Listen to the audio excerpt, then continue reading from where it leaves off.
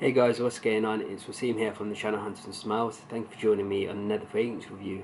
Today I'm going to be doing a review of a fragrance from the house of Lolita. This one is called Lolita Lempicka Masculin. So this is a vintage bottle where the sprayer is built into the fragrance bottle.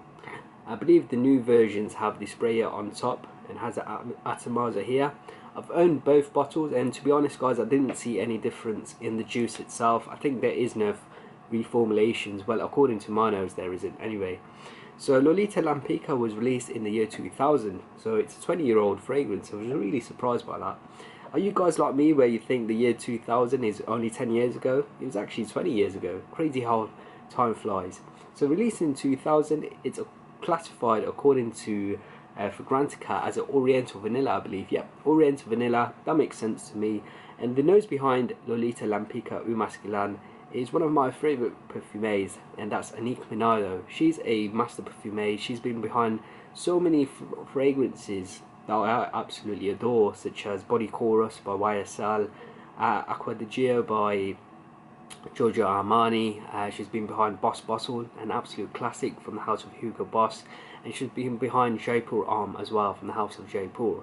So that was a little bit of a background regarding Lolita Lempicka Masculin. Let's talk about the notes of this fragrance. So at the top we're going to get violet, ivy, basil, anise, licorice and wormwood. The heart of the fragrance is sandalwood, tonka bean, rum and almond. And the base of the fragrance is vanilla, vetiver, cedar, praline and labdanum. So those are the notes of Lolita Lempicka Masculin. But what do we get on our skin?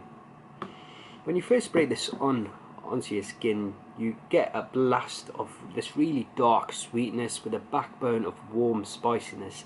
The opening is really about two notes, the licorice and the star anise.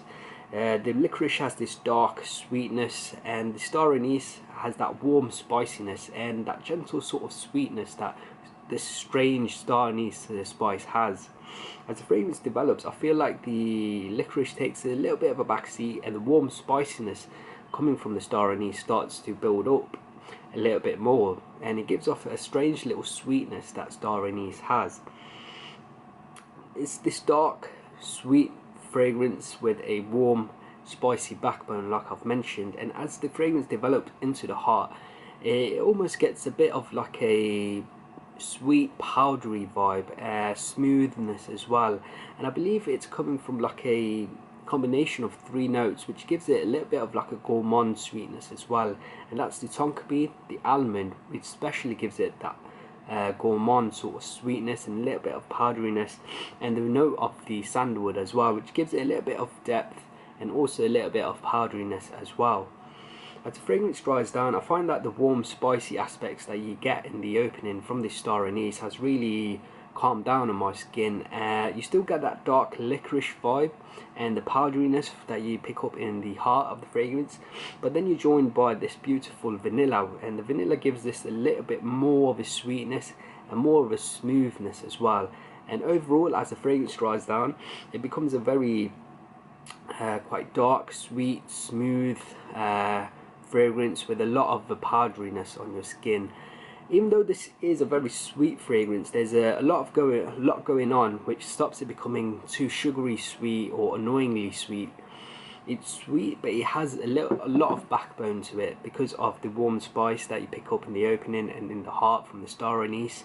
The sandalwood gives it a little bit of depth, a little bit of powderiness as well. The almond, the tonka bean again, and the vanilla gives it a bit more of a gourmand sweetness to the composition as well. Smelling the fragrance, I also pick up a little bit of a sweet smokiness as well. I'm not sure where that's coming from, but that's what I get on my skin.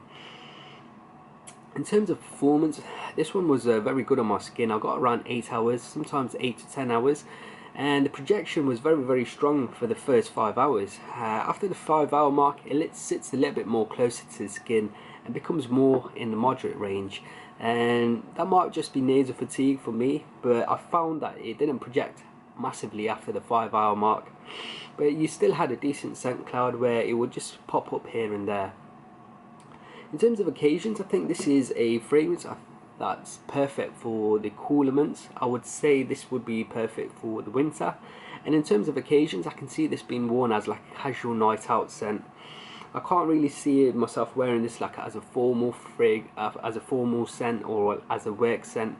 As a night out scent, when it's a little bit more casual in the setting, you're going out for a meal with friends or family, I think this one will be perfect in that scenario. I think that I wouldn't say overly, that sweetness that this fragrance has, and that warm spiciness, I think it has this playful sort of edge to it, so I would wear it in casual setting.